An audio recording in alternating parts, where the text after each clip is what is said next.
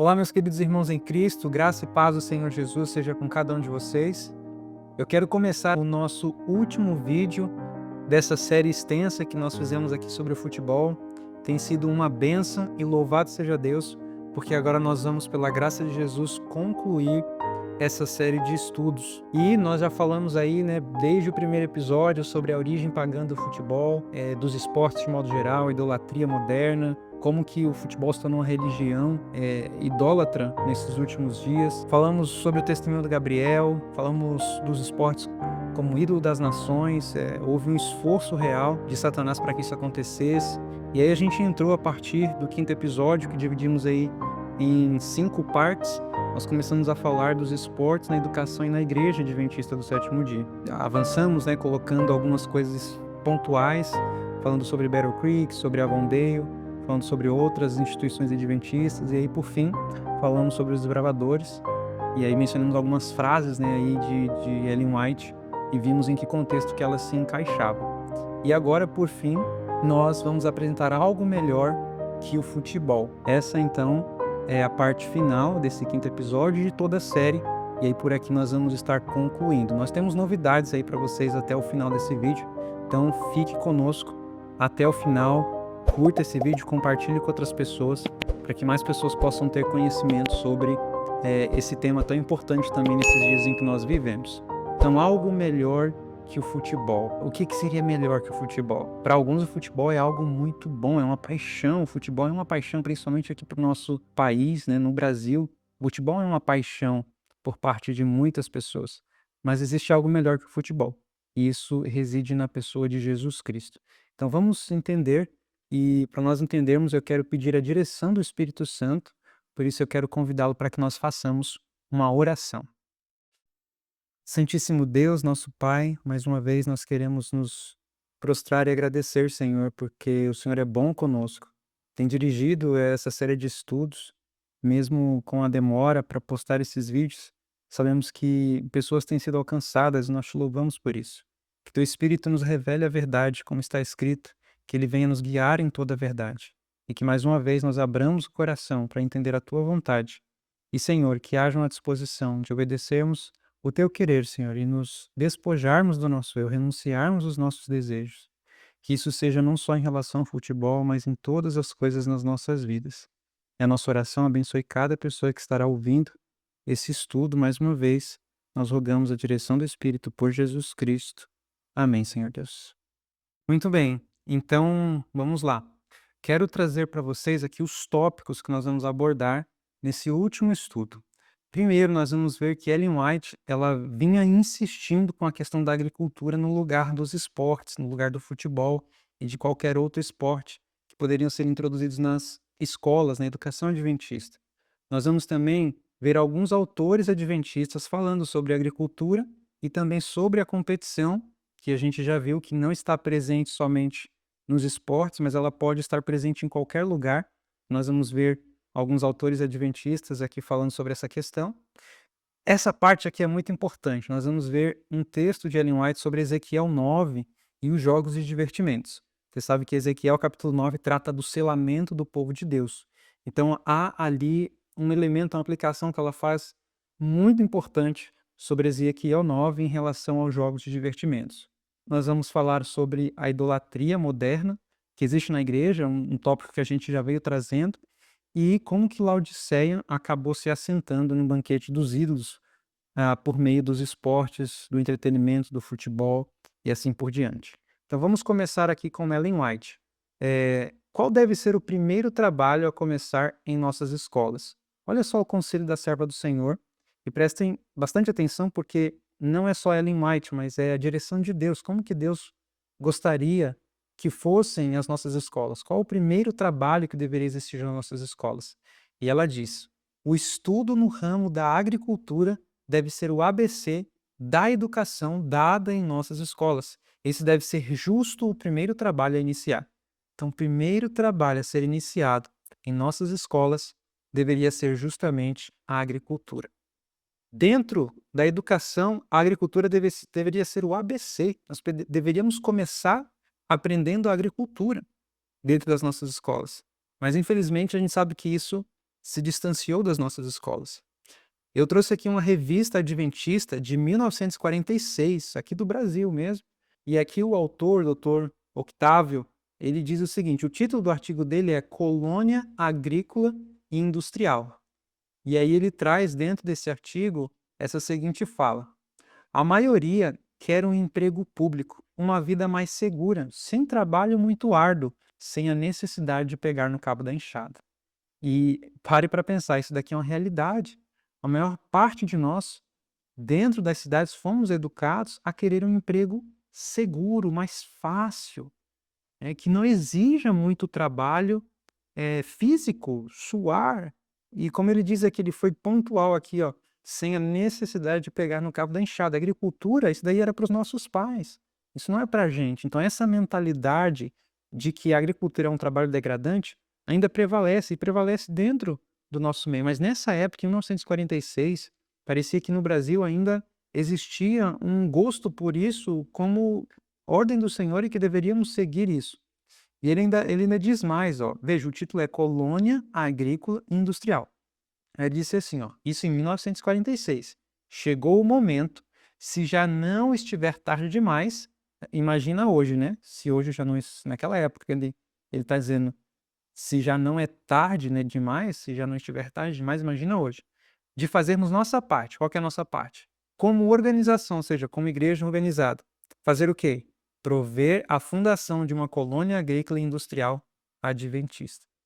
Então, se nós pararmos para procurar quantas escolas agrícolas, quantas indústrias, né, que traz ali da agricultura matéria-prima para preparar alimentos saudáveis, quanto que nós temos disso aqui no Brasil, ou até mesmo em outros países, né, o adventismo espalhado pelo mundo.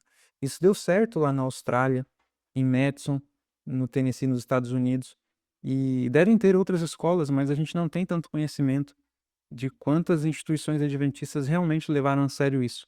E havia um desejo de que isso fosse feito aqui no Brasil, mas infelizmente pouco foi empreendido nessa direção. O pastor Colin e Russell Standish, no livro Uma Visão Adventista da Educação, eles falavam sobre a importância da vida no campo, a importância da agricultura, e eles trouxeram pensamentos muito interessantes que são de outros autores, inclusive. Por exemplo, esse daqui diz assim: disciplina, paciência, obediência, responsabilidade e autoconfiança estão entre os valiosos traços morais que a atividade do fazendeiro produz nele mesmo. Então, o trabalho é na terra, na agricultura, como um fazendeiro que tem que gerenciar uma fazenda, um sítio, que não é só a agricultura em si, existem outras atividades e isso traz para aquela pessoa disciplina, paciência, obediência e assim por diante. Nessa outra frase é dito o seguinte, que o principal produto das fazendas e da agricultura são as pessoas. Então, as pessoas desenvolvem perseverança, paciência, como nós lemos. Então, esse eu vejo que é o desejo de Deus, que ao sairmos do campo, nós saiamos dali com todo o aprendizado que ali recebemos, né? Com todo o ensino que a própria natureza, a própria disciplina dos trabalhos nos impôs. Então, isso daí era uma parte importante, é uma parte importante na educação do povo de Deus, do remanescente nesses últimos dias. Ainda diz: a melhor colheita é a colheita de crianças. O melhor produto da fazenda são os homens e mulheres que nelas são criados. Aqui tem uma outra revista adventista, agora de 2019. Eu não vou ler nada deste artigo, mas você pode buscar talvez aí no acervo da revista adventista. Você pode talvez ler na íntegra, tem citações de Ellen White muito boas. Nós temos também aqui a revista Diálogo, que é uma revista para universitários. E nessa revista nós temos um artigo que eu creio que é do mesmo autor do artigo que nós vimos agora na revista Adventista, e ele escreveu sobre Ellen White e a questão da competição. E aqui é interessante porque esse autor, John Wesley Taylor, ele é o atual presidente da Andrews University. E ele traz nesse artigo aqui uma ampliação muito boa, com citações muito boas de Ellen White. E você, ao conseguir acessar o artigo, ele está online, você pode ver todas as referências. Então nós vamos ler aqui algumas partes do artigo. Ele começa dizendo, ela, né, Ellen White, aconselhou os líderes da escola sabatina a não procurarem conservar o interesse por meio de oferecimento de prêmios, alertando que esse oferecimento de recompensas produzirá rivalidade, inveja e ciúme. Além do mais, essas disputas trarão demasiado esforço na criança ambiciosa, ao passo que as demais se tornam desanimadas. Então aqui já fica uma lição para nós, que não faz parte do plano de Deus que na escola sabatina haja ali oferecimento de prêmios, porque a pessoa estudou todos os dias, ou isso ou aquilo, e assim por diante. A gente sabe que existe isso. Então o conselho é: não coloque o interesse das pessoas nos prêmios, porque isso vai gerar o quê? Essas recompensas que vão ser oferecidas vão produzir rivalidade, inveja e ciúme. E aí ela conclui dizendo que, além do mais, essas disputas trarão demasiado esforço na criança ambiciosa, ao passo que as demais se tornam desanimadas. Ele continua falando agora entre os pastores. Entre os pastores do rebanho de Deus não deve haver rivalidade. E aí tem a referência que você vai poder conferir no artigo. Os membros da igreja também foram advertidos a não cultivar um espírito de rivalidade. Isso inclui, queridos, esse espírito de rivalidade dentro de um campo de futebol, dentro de esportes. Nós não deveríamos, de fato, cultivar o espírito de rivalidade em nenhuma circunstância, em nenhuma circunstância.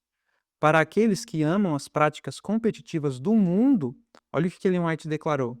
Declarou que perderam sua visão espiritual. Então, é uma questão espiritual. Em outra ocasião, ela escreveu: o espírito de rivalidade irá ferir e finalmente arruinar toda a alma que se envolver nisso. Então, isso é uma questão séria. O que está em risco em nos envolvermos e perseverarmos, né, nas práticas competitivas é que podemos perder a nossa visão espiritual, a nossa visão do reino de Deus e focar aqui na terra. Esse é um dos esforços de Satanás, em tirar a nossa atenção das coisas do alto para nos voltarmos para as coisas da terra, nos tornarmos carnais, terrenos, e não almejarmos uma pátria celestial, porque aqui está muito bom, nós nos divertimos muito aqui. Agora veja como ela continua. Embora Ellen White abordasse, agora é o autor do artigo, né? Embora Ellen White abordasse diretamente sobre seus perigos, a competição e a rivalidade eram um tema secundário em seus escritos. Sua ênfase estava no antídoto. Qual que é o antídoto? Então aqui a gente está se propondo a falar de algo melhor, de uma solução para essa questão. O antídoto para essa questão, e qual que é o antídoto? É a cooperação. Nosso foco deve estar, nossa ênfase deve estar na unidade e no espírito de serviço altruísta. Na verdade, ela se referiu à cooperação 10 vezes mais do que a competição e a rivalidade combinadas, e à unidade e ao serviço ainda mais frequentemente. O que ela disse então? Então vamos ver aqui o antídoto. O que ela falou em relação à cooperação, à unidade, ao serviço? Ela disse que não haja anexação, concorrência, criticismo, afirmou Ellen White, mas a cooperação é o plano de Deus para suas instituições. Com relação à educação, ela escreveu: a cooperação deve ser o espírito da sala de aula, a lei de sua vida. Olha que fantástico isso, queridos. A cooperação deve ser o espírito da sala de aula. Nos nossos primeiros episódios aqui dessa série, nós falamos sobre os métodos dos jesuítas. Não sei se você se lembra disso, mas um dos métodos dos jesuítas dentro da sala de aula era promover a emulação, ou seja, a competição, a rivalidade. E a serva do Senhor está falando justamente o contrário. Nós precisamos promover o espírito da sala de aula, precisa ser a cooperação. Então, nada de prêmios, nada de recompensas, porque isso daí vai gerar, assim como nós vimos na escola sabatina, em qualquer outro meio, vai gerar a rivalidade, a competição. E não é isso o que o Senhor deseja para as nossas instituições, para as nossas escolas, para as nossas igrejas, para as nossas famílias. Não é isso que o Senhor deseja. Continua. Quando há um esforço decidido, não por rivalidade, não para exaltar o próprio eu, mas para harmonizar-se com os outros, escreveu Ellen White, o eu desaparece e Cristo é exaltado. Então, o objetivo é que Cristo seja exaltado. E como que Cristo é exaltado? Por meio da cooperação. por meio da harmonia, da unidade, e não por meio da rivalidade, da competição, seja nos esportes, seja por causa de prêmios, premiações e recompensas e assim por diante. Apontando para o objetivo da unidade, ela perguntou: o que vemos? Uma competição egoísta entre irmãos? O fato de sermos salvos pelo imensurável sacrifício do Filho de Deus não deveria ser suficiente para nos unir nos laços de unidade e amor? Então, o fato de Jesus ter morrido por nós, isso é o suficiente para nos unir, nos levar à cooperação e não à competição. E, em última análise, o remédio para a competição e a rivalidade é receber o Espírito de Cristo e colocar Deus no centro da vida. A sua energia e eficiência na edificação do meu reino, diz Jesus, depende de você receber o meu Espírito. E aí eu trago aqui uma citação, Testemunhos para Ministros, página 131. Ela fala assim, cristianismo. Quantos há que não sabem o que ele é? Não é algo posto no exterior, é uma vida ornada com a vida de Cristo. Senhor, dá-nos isso, Pai. Queridos, como precisamos de uma vida que seja ornada com a vida de Cristo. Significa estarmos usando as vestes da justiça de Cristo. Quanto ao mundo, dirão os cristãos, não serão vistos escolhendo companhias para o divertimento.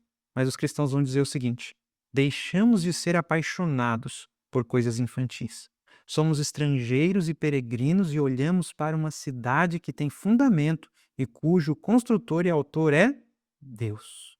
Então, assim como Abraão, Isaque e Jacó, os patriarcas, eles entendiam que eles são estrangeiros e peregrinos, eles não se apaixonavam pelas coisas infantis. E hoje, queridos, nós também.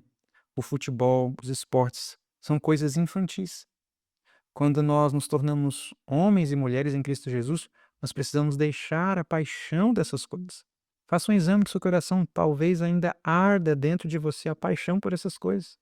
Mas Cristo entende isso e Ele quer que você vá até Ele, pedindo ajuda, pedindo para que você deixe essas coisas infantis, essas coisas do passado, que essas coisas fiquem para trás, como Paulo, e avance para as coisas que para frente estão. E aí eu quero falar com vocês sobre Ezequiel, capítulo 9. O que Ellen White disse acerca de Ezequiel, capítulo 9, e os jogos e os divertimentos. Então vamos analisar. Essa carta ela escreveu em 1893, naquele contexto que nós falamos em vídeos anteriores, em relação de um reavivamento que estava acontecendo em Battle Creek.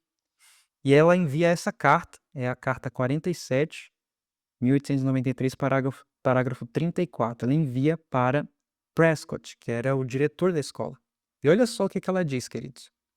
Que o Senhor vos guie a todos, professores, alunos e membros da igreja, para que trabalhem diligentemente para a eternidade.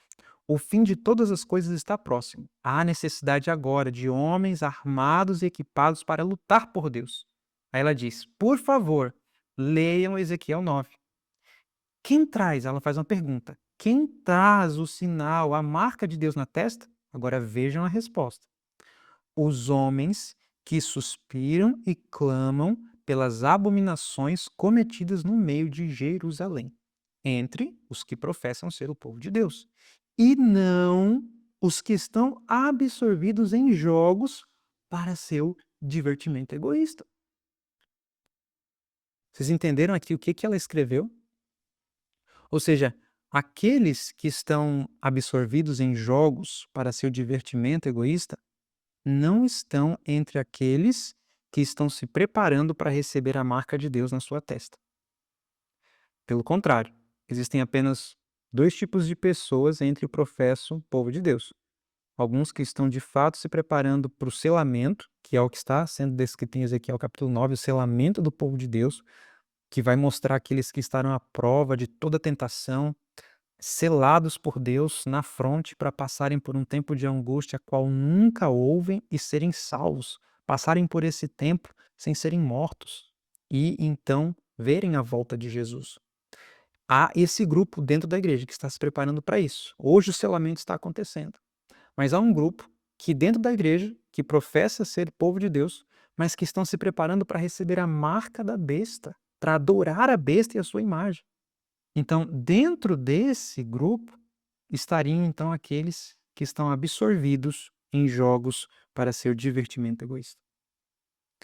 porque aqueles que estão entre os que estão sendo selados são aqueles que estão suspirando e clamando por essas abominações que estão acontecendo em Jerusalém, dentro da igreja, dentro do povo de Deus. Então, queridos, isso daqui é muito sério. Ela traz essa questão do selamento para mostrar o quão perigoso é nós permanecermos absorvidos em jogos, futebol, esportes, jogos de videogame. Queridos, os videogames estão também distraindo e destruindo a mente das crianças, dos jovens, dos adultos.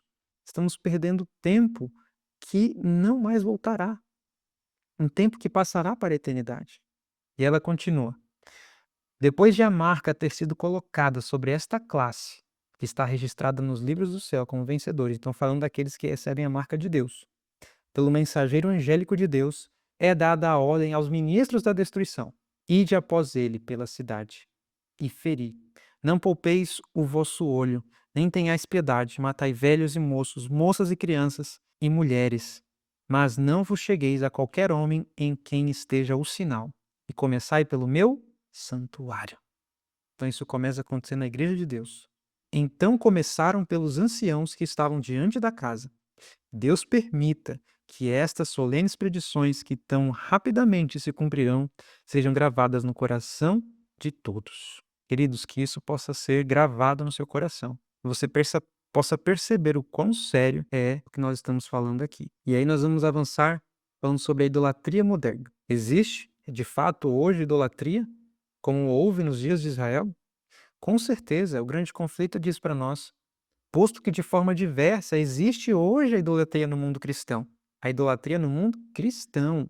A idolatria entre o povo de Deus, o povo adventista, tão verdadeiramente como existiu entre o antigo Israel nos dias de Elias. E aí eu quero trazer aqui para vocês duas últimas citações assim mais longas, mas eu quero muito que vocês prestem atenção, porque esses textos tenham em mente que é o próprio Jesus Cristo falando a nós, porque o espírito de profecia é o testemunho de Jesus Cristo, tá certo? Então que nós possamos ver como as palavras de Cristo direcionadas a nós. Então o antigo Israel, eles se voltaram à idolatria e hoje não é diferente. A idolatria moderna, a idolatria entre o povo cristão, entre os adventistas do sétimo dia. E que espécie de idolatria é essa? Olha só o que ela traz em Testemunhos para Ministros, página 467. Para muitos o clamor do coração tem sido: não queremos que este reine sobre nós. Falando de Jesus. A igreja falando de Jesus. Você vai entender isso na continuidade. Baal, Baal é a escolha. A religião de muitos dentre nós será a religião do Israel apostatado, porque amam a seus próprios caminhos e abandonam o caminho do Senhor. Então, muitos, infelizmente, vão escolher a religião idólatra, vão escolher Baal, vão escolher permanecer com a idolatria dos esportes. Mas, queridos, que nós venhamos abandonar tudo isso, permitir que Cristo seja o nosso rei de fato, que nós não estejamos entre esses que irão se apostatar. Queridos, aqui nós temos uma citação do livro Desejado de Todas as Nações. Aqui é o capítulo 41, quando Ellen White comenta João 6, é a crise na Galileia, quando Jesus prega aquele sermão duro para a multidão que estava ali, dizendo que ele era o pão que desceu do céu. As pessoas foram atrás do pão físico, quando Jesus havia feito a multiplicação dos pães e dos peixes, elas foram atrás do pão físico, ali atrás de Jesus, só que elas não haviam entendido que a maior necessidade delas era alimentar as suas almas com as palavras da vida.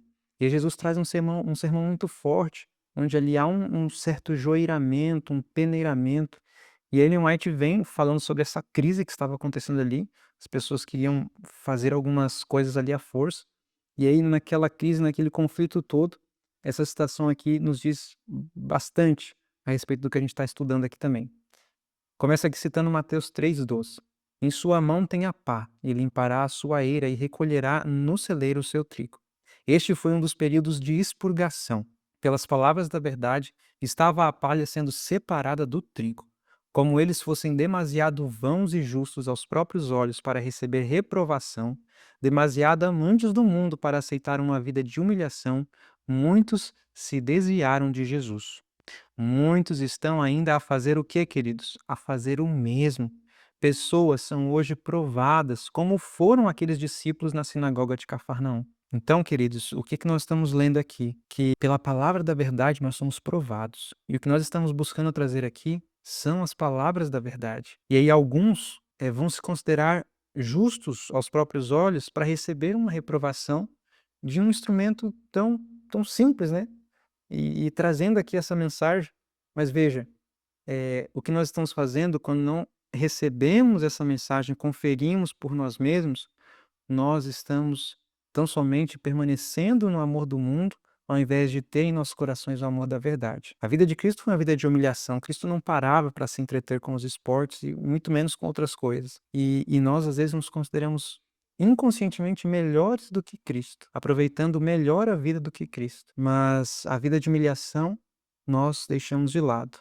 Muitos seguidores do manso e humilde Jesus não se assemelham nele, nessa disposição de seguir uma vida simples e uma vida de humilhação. Muitos estão ainda a fazer o mesmo. Pessoas são hoje profadas, assim como foi naqueles dias. Quando a verdade impressiona o coração, veem que sua vida não se acha em harmonia com a vontade divina. Veem a necessidade de inteira mudança em si mesmos. Não estão, porém, dispostos a empreender a obra de renúncia. Zangam-se, portanto, quando são descobertos os seus pecados. Retiram-se ofendidos da mesma maneira que os discípulos de Jesus se afastaram murmurando: duro é este discurso, quem o pode ouvir? O louvor e a lisonja lhe seria agradável ao ouvido. A verdade, porém, é mal recebida. Não a podem ouvir. Quando as turbas seguem e as multidões são alimentadas e se ouvem os gritos de triunfo, sua voz eleva-se em louvor. Mas quando o Espírito de Deus lhes revela o pecado e os convida a deixá-lo, volvem as costas à verdade e não mais andam com Jesus. Ao desviarem-se de Cristo, aqueles discípulos descontentes, espírito diverso deles se apoderou. Meus amados, nós estamos ouvindo vez após vez, verdades após verdades. Assuntos estão sendo trazidos que dizem respeito à verdade para este tempo. E se nós ouvirmos, e às vezes esses assuntos vão revelar o nosso pecado, vão nos convidar ao arrependimento, vão nos convidar a deixar o pecado por meio da pessoa de Jesus Cristo e aceitar a justiça de Cristo plenamente. Mas se nós não quisermos, infelizmente, nos voltarmos contra a verdade, virarmos as costas, e nós não quisermos andar com Jesus, porque a verdade é dura, está pedindo para que eu renuncie a algo. Veja, isso é muito terrível. Fala que se nós agirmos assim, nós vamos nos desviar de Cristo, vamos deixá-lo, e aí outro espírito, um espírito diverso, vai se apoderar. Misericórdia. Que nós possamos abrir o coração agora a toda a verdade, a toda a luz que o Senhor tem trazido para nós por meio da sua palavra, por meio do Espírito de profecia, nesses últimos dias, meus amados. Jesus está batendo a porta do nosso coração para que a igreja aceite plenamente a verdade, sem reservas alguma, sem deixar algum resquício de condescendência própria, de egoísmo dentro do coração. Isso é possível quando Cristo entrar, quando nós permitirmos que Cristo faça isso. E Cristo faz isso muitas vezes nos provando. E veja só o que diz essa outra citação muito forte também. Medite, presta atenção. Deus conduz avante seu povo passo a passo. Ele faz isso comigo, com você, com cada um de nós. Leva-os a diferentes pontos, destinados a manifestar o que está no coração. Alguns resistem em um ponto, mas caem no seguinte. A cada ponto mais adiante, o coração é experimentado e provado um pouco mais de perto. Se o professo povo de Deus verifica estar o coração contrário a esta incisiva obra, isto os deve convencer de que tem alguma coisa a fazer a fim de vencer, uma vez que não queiram ser vomitados da boca do Senhor. Então Deus vai nos provando e depois Ele prova um pouco mais. E nós precisamos ser aprovados, passar nessas provações, porque Deus está mostrando o que precisa ser tirado de nós, o que precisa ser mudado em nós, ao passo que nos sujeitamos à vontade do Senhor. Disse o anjo: Deus atuará mais e mais rigorosamente, a fim de experimentar e provar cada um entre seu povo. Alguns são prontos em receber um ponto. Então, talvez você aceitou ali a reforma de saúde, aceitou talvez a mensagem da justificação pela fé, aceitou a mensagem da verdadeira educação, aceitou algum ponto de luz da mensagem para esse tempo. Mas e outro ponto, será que em relação aos esportes, será que em relação ao vestuário, à linguagem, como que está isso? Deus vai nos provando. Então ela fala: "Alguns são prontos em receber um ponto, mas quando Deus os leva a outro ponto difícil, recuam diante dele e ficam para trás, pois acham que isto golpeia diretamente algum ídolo acariciado". E talvez o futebol seja um ídolo acariciado no seu coração. Talvez, pense aqui aí em alguma outra coisa que você sabe que precisa renunciar por amor a Cristo, por amor à verdade, mas que ainda você acaricia no seu coração. O Espírito Santo está falando com você neste momento. Aí tem eles oportunidade de ver o que em seu coração está excluindo a Jesus. Prezam alguma coisa mais que a verdade, e o coração não está preparado para receber a Jesus. Os indivíduos são experimentados e provados por um espaço de tempo, a ver se sacrificarão seus ídolos e darão ouvidos ao conselho da testemunha verdadeira. Queridos, é assim que Deus está atuando entre nós nesses últimos dias. Isso quem disse foi um anjo, a Ellen White. Eh, Todos os ídolos que foram erguidos aqui no templo dos nossos corações, no templo da alma, precisam ser destruídos, precisam ser sacrificados, para que somente Cristo esteja aqui, permaneça dentro de nós, cobrindo-nos com a sua justiça. E termina essa citação, está em Testemunhos para a Igreja, volume 1, dizendo: "Caso alguém não seja purificado pela obediência à verdade e vença o egoísmo, o orgulho e as más paixões, os anjos de Deus têm a recomendação: estão entregues a seus ídolos, deixem-nos, e eles passarão adiante a sua obra, deixando esses com seus pecaminosos traços não subjugados ao comando dos anjos maus." Lembram-se, o outro espírito que vai se apoderar são os anjos maus, queridos. Se nós não nos tornarmos a habitação do Espírito Santo, da pessoa de Jesus Cristo, nós então seremos habitação de demônios.